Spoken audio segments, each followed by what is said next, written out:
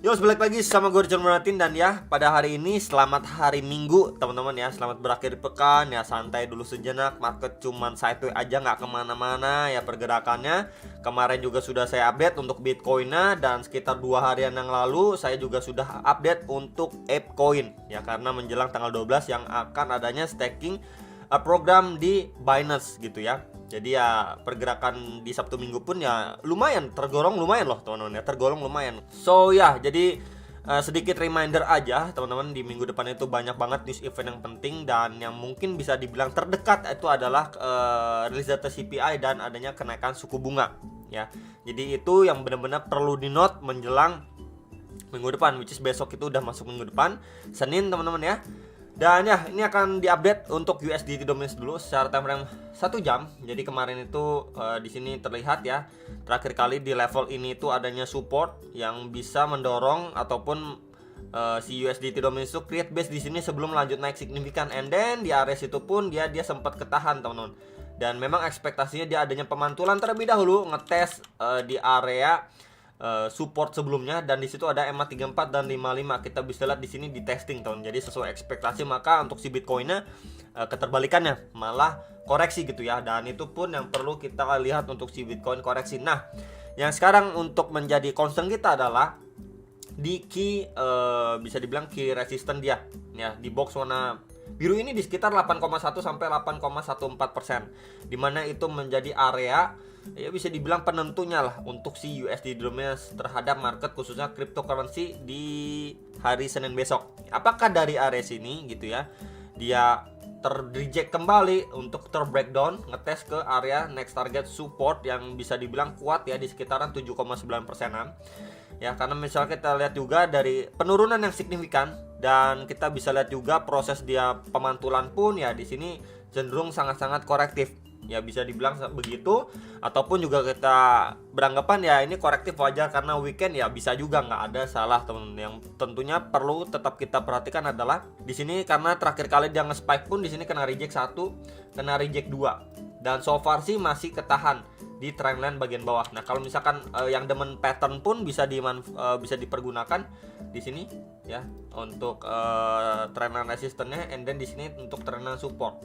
Nah, jadi kurang lebih seperti triangle pattern nih. Saya geser dulu aja di box warna birunya. Jadi kalau misalkan kita lihat untuk secara pattern pun ya di sini seperti triangle pattern. Ya di bagian bawahnya ini udah kena touch 1, 2, and then 3 kali. Di bagian atasnya ini 1, 2, 3. Ya, jadi masing-masing udah kena touch beberapa kali. Yang perlu kita pantau adalah apakah dari area sini dia mampu break. Sebentar nih, coba saya guys, nah ini pet aja ya. Nah, dari sini kita bisa lihat ya, apakah dari sini prosesnya mantul sekali lagi sebelum dia benar-benar terbreakdown, retest untuk lanjut turun ya. Kalau ini yang terjadi, maka untuk ya market kripto lah, at least untuk Bitcoin itu bisa mungkin ngetes lagi kisaran 17.400 atau bahkan 17.800 dolar bisa teman-teman. Tapi kalau misalkan untuk skenario ini invalid, and then yang terjadi adalah dari area sini kan mantul, drop retest, mantul di sini malah dia mampu breakout ya, retest untuk lanjut penguatan lagi menuju ke next target resistance di box warna hijau, di mana itu adalah swing high terakhirnya dia. Kita bisa lihat di sini di sekitar 8,3%. Dan ya kalau ini yang terjadi, maka possible untuk si Bitcoin balik lagi masuk ke dalam kandang 16.700, 16.800 dolar, itu chance-nya besar. Ya, jadi balik lagi yang perlu kita pantau adalah di antara si triangle pattern ini untuk si USD dominance secara time frame forwardly. Dia terbreak out atas atau terbreakdown di bawah. Ya, jadi ini juga bisa menjadi salah satu alat bantu kita lah ya untuk melihat pergerakan market. Next, ini untuk si Bitcoin secara daily time frame.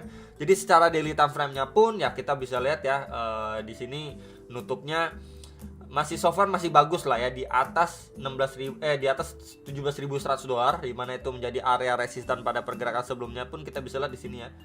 Tuh 17.100-an dia mampu close sedikit di atas ya karena weekend juga, dan so far dia masih berada di atas garis trendline resisten ini juga, dan juga di bawah EMA 34 nih, garis warna biru.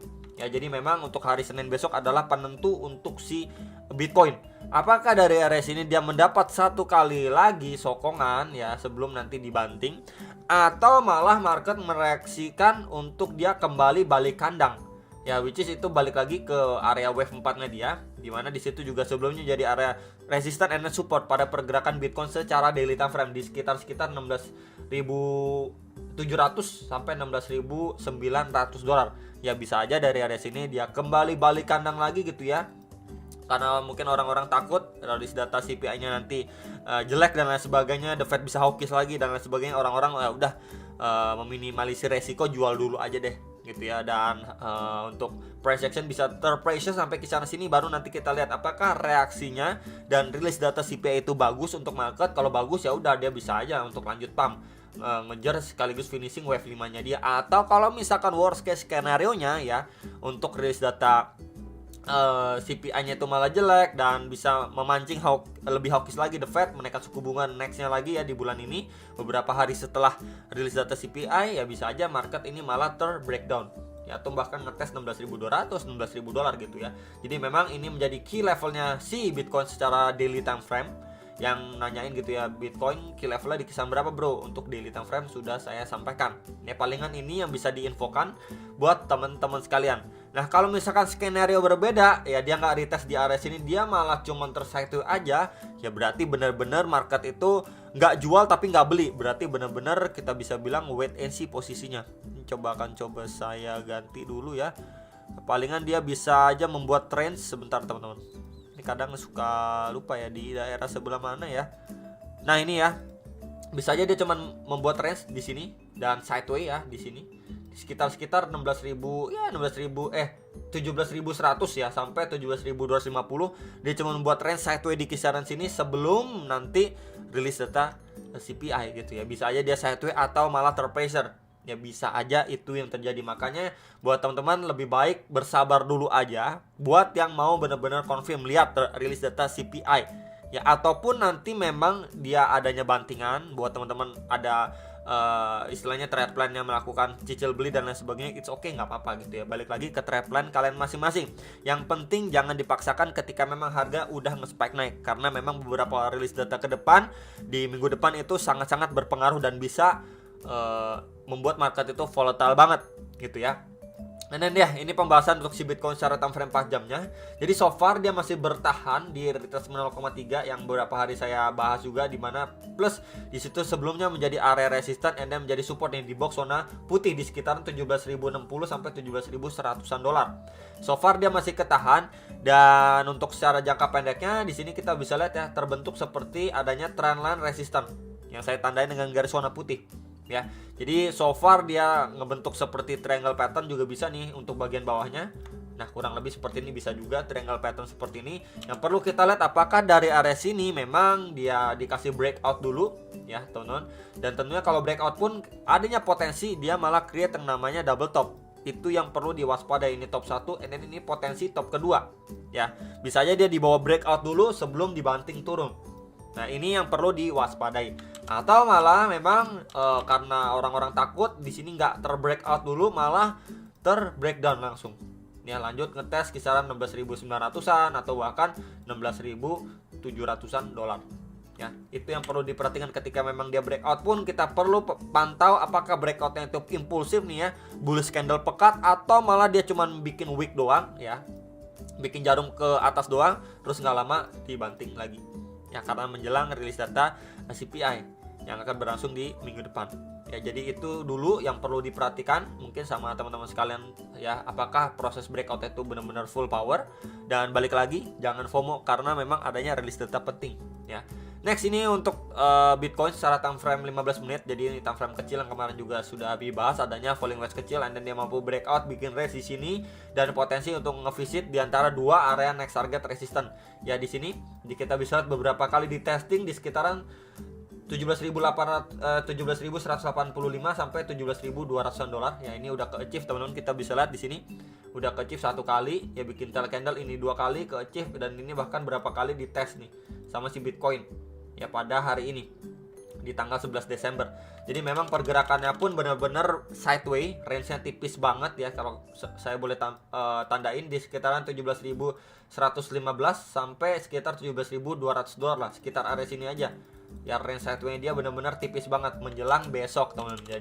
Dan ya ini nggak terlalu signifikan, mungkin yang iseng pun cuman scalping tipis aja. Balik lagi nunggu untuk di hari Senin seperti apa reaksi market, apakah memang dikasih breakout dulu ya sebelum dibanting, atau malah nggak dikasih breakout sudah terkoreksi lagi lanjutan karena orang-orang takut akan rilis data CPI nantinya. Ya palingan itu aja pandangannya, ya nggak terlalu signifikan, pergerakannya pun cuma sideways begini aja, yang nggak ada ya bisa banyak dikomentarin.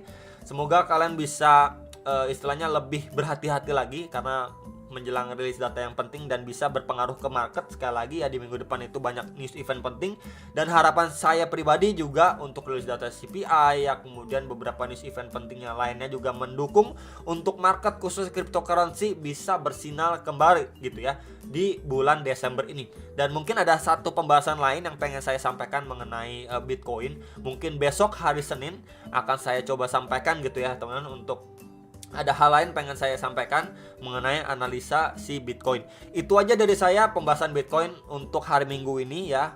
Weekend ya juga nggak terlalu bagaimana market, palingan scalping tipis aja.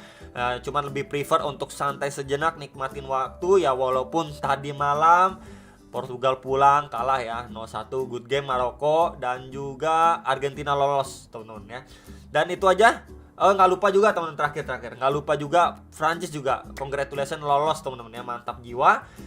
Dan ya sampai jumpa untuk next video. Salam profit, bye.